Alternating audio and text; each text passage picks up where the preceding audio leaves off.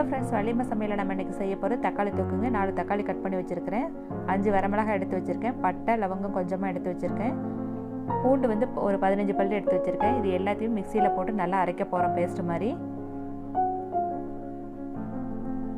இந்த அளவுக்கு இருக்கணுங்க.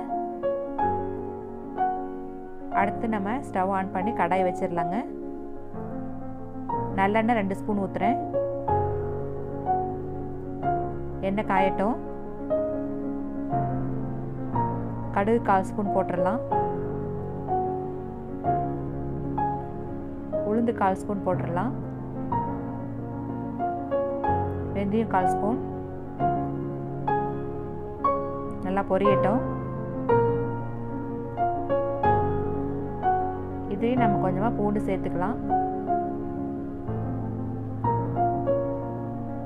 கருவேப்பிலை ஒரு கொத்து.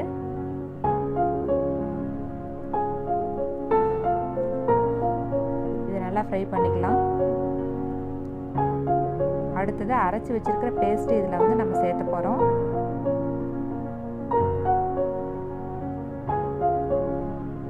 சேர்த்தியாச்சு.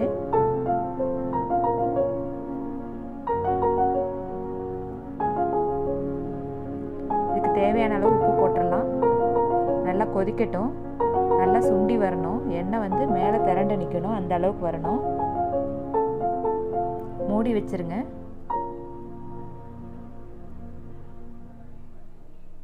சுண்டி இந்த அளவுக்கு இருக்கணுங்க. நம்மளோட தக்காளி தொக்கு சூப்பராக ரெடி ஆயிடுச்சு. இது மாதிரி நீங்கள் செஞ்சு பார்த்துட்டு டேஸ்ட் பண்ணி பார்த்துட்டு கமெண்ட் பண்ணுங்கள். வீடியோ பிடிச்சிருந்தா லைக் பண்ணுங்கள், ஷேர் பண்ணுங்கள், சப்ஸ்கிரைப் பண்ணுங்கள். தேங்க்யூ.